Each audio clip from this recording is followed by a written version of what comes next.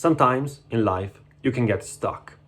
And there is a law, which is the Pareto's law, which states that 80% of the results comes from the first 20% of the most impactful causes of that phenomenon. And I have studied this law, especially for the helping points and warehouse management, because I am currently studying right now in Italy management engineering, the bachelor's degree. But you don't have to understand stock management to use this law to your advantage. There are some quicker methods, especially the ICE method, ICE. So let me get my iPad and I show you how to use it. So all you have to do is to make a table with 4 columns. The I, C, E, and T, which stands for total. Then for every line of the table, assign an activity. For example, homework, training, and scrolling social media. And this is my personal version of the ICE method. So the I stands for impact. How much impact will have this action right here, homework, on your life? For example, I don't know, 7. How much impact will have training on your life? I don't know, maybe you are looking more into training than homework, so an 8. And how much impact will have this thing on your life? You can also go negative. So for example, scrolling social media is considered a bad thing. So I don't know, -2, okay? Then we have the C. The C stands for competence. Not confidence, but competence. This is something that Tom Cruise said. You don't need confidence, you need competence. So are you able to do your homework? Well, probably yes. So scores go from 1 to 10. Are you able to do this? I think it's a 10. Are you able to train? Maybe you're just starting out, so you're not a 10 at training, but I don't know, you're maybe a 7, something like that. And scrolling social media, I think you are really good at doing it because it's quite simple to do. So it's 10 also right here. Then we have the E. The E stands for easiness, because sometimes you have competence in something, but it's a complicated task. Let's go for homework. Homework is, I don't know, maybe it's not an easy homework.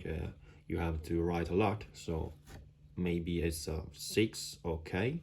Then we have training. Maybe it's an easy training. It's just go for around 2 kilometers around, okay, easy. So let's put a 9.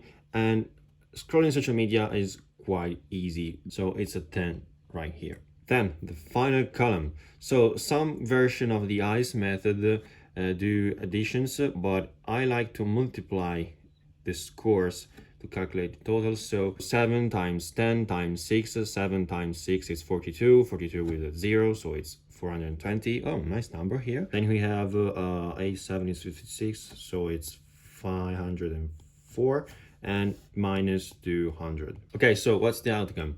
The first activity we are gonna do is training. Then we're gonna do our homework, and we are not doing scrolling social media because it's a negative score, okay? Some versions of the ICE method don't allow negative scores, but mine does, and has specific rules on how to assign it. For example, you can assign a negative score on the impact on your life, but you can't absolutely don't do this on the easiness.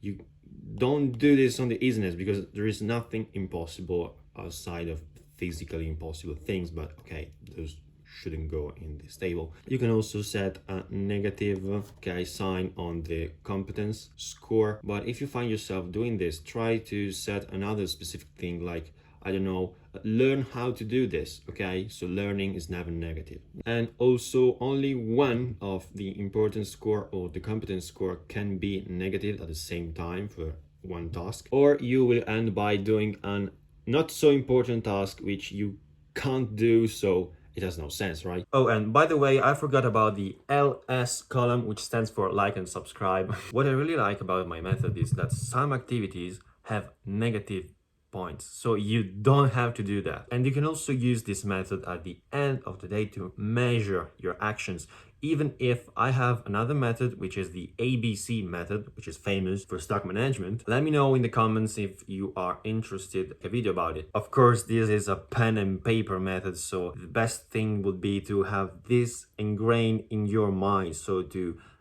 think about the importance and think about your competence every time in the background of your mind. I'm not perfect, so I don't do this always, and sometimes I just waste my day, but I'm getting better at it. Thank you for your time. I recommend you to watch this video right here, and see you in the next one.